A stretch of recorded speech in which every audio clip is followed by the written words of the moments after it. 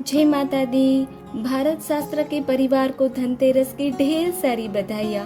भगवान गणेश सबका कष्ट निवारण करे, माँ लक्ष्मी धन धान्य प्रदान करे, भगवान धन्वंतरी आरोग्य एवं आयु प्रदान करे, भगवान कुबेर धन प्रदान करे, यम देवता अकाल मृत्यु निवारण करे, गाय माता सर्व का मंगल करे। जी हाँ, धनतेरस पर यह 6 पूजा विशेष है। सर्वप्रथम भगवान गणेश की पूजा करनी चाहिए। भगवान गणेश प्रथम पूज्य है। सभी देवी देवता भी प्रथम भगवान गणेश का ही पूजन करते हैं। वह हमारे सभी विघ्नों एवं कष्ट का निवारण करते हैं। भगवान गणेश के बाद माँ लक्ष्मी की पूजा की जाती है। इस दिन लक्ष्मी पूजा का भी महत्व है। श्री सूक्त में वर्णन है कि लक्ष्मी जी भय और शोक से मुक्ति दिलाती है तथा धन धान्य और अन्य सुविधाओं से युक्त करके मनुष्य को निरोगी काया और लंबी आयु देती है। इसके बाद भगवान धन्वंतरी की पूजा की जाती है। धनतेरस के दिन समुद्र मंथन से आयुर्वेद के जनक भगवान धन्वंतरी अमृत कलश लेकर प्रकट हुए थे। अमृत कलश के अमृत का पान करके देवता अमर हो गए थे। बात करें अगर भगवान धन्वंतरी के रूप की, तो उनकी 4 भुजाएं हैं और एक हाथ में आयुर्वेद ग्रंथ, साथ ही दूसरे हाथ में औषधि कलश होता है, तीसरे हाथ में जड़ी बूटी और चौथे हाथ में शंख धारण किया होता है। यही नहीं, भगवान धन्वंतरी देव को आयुर्वेद के जनक के रूप में भी जाना जाता है। इसीलिए आयु और स्वस्थता की कामना हेतु धनतेरस पर भगवान धन्वंतरी का पूजन किया जाता है। स्कंद पुराण में भगवान धन्वंतरी के जन्म के बारे में यह बताया गया है कि उनका जन्म समुद्र मंथन से हुआ था। आपको बता दें कि ऐसा माना जाता है कि भगवान धन्वंतरी की तिथि के साथ अमावस्या के दिन माँ लक्ष्मी भी उत्पन्न हुई थी और इस कारण से दिवाली से पहले धनतेरस मनाया जाता है और यह धनतेरस पर भगवान धन्वंतरी के जन्म के रूप में भी मनाया जाता है। चौथी पूजा कुबेर पूजा होती है। धन के देवता कुबेर की इस दिन विशेष पूजा होती है। कुबेर भी आसुरी प्रवृत्तियों का हरण करने वाले देव है, इसलिए उनकी भी पूजा का प्रचलन है। कुबेर पूजा विशेषकर धनतेरस के दिन की जाती है। इसके बाद यम पूजा भी होती है। धनतेरस के दिन यम पूजा का भी महत्व है। कहते हैं कि धनतेरस के दिन यमराज के निमित्त जहाँ दीपदान किया जाता है वहाँ अकाल मृत्यु नहीं होती। ग्रामीण क्षेत्रों में पशुओं की भी पूजा होती है, क्योंकि ग्रामीणों के लिए पशुधन का सबसे ज्यादा महत्व होता है।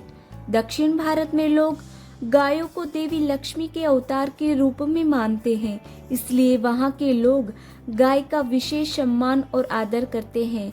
वैसे भी गाय माता में 33 करोड़ देवी देवताओं का वास है। क्रमशः सभी देवी देवताओं का पूजन करें। पूजन के दौरान देवी देवताओं को फूल, अक्षत, धूप, दीप, भोग अर्पित करें। इसके बाद भगवान धन्वंतरी और माँ लक्ष्मी की आरती करें और प्रसाद सभी में बांटे। इसके अलावा शाम के समय प्रदोष काल में घर के मुख्य द्वार पर दिया जलाए। तभी भगवान गणेश, माँ लक्ष्मी, भगवान धन्वंतरी से सुख समृद्धि की कामना करें। यम देवता से प्रार्थना करें, हे प्रभु, हमारे घर में अकाल मृत्यु का कभी प्रवेश न हो, इसी कृपा करें। पूजा विधि के बाद आइए जान लेते हैं धनतेरस पर क्या खरीदे और क्या ना खरीदे। भगवान धन्वंतरी की धातु पित्तल मानी गई है, इसलिए धनतेरस के दिन पित्तल के बर्तन खरीदना बहुत शुभ माना जाता है। पित्तल के अलावा धनतेरस के दिन सोने, चांदी, तांबे आदि का सामान और बर्तन खरीद सकते हैं। धनतेरस के दिन ये चीजें घर में लाने से माँ लक्ष्मी और धन्वंतरी भगवान की कृपा से आरोग्यता और समृद्धि आती है। जी हाँ, इस दिन झाड़ू जरूर खरीदे।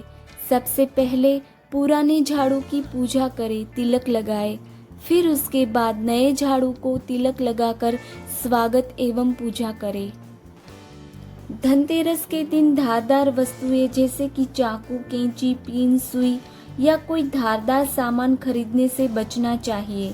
धनतेरस के दिन इन चीजों को खरीदना शुभ नहीं माना जाता।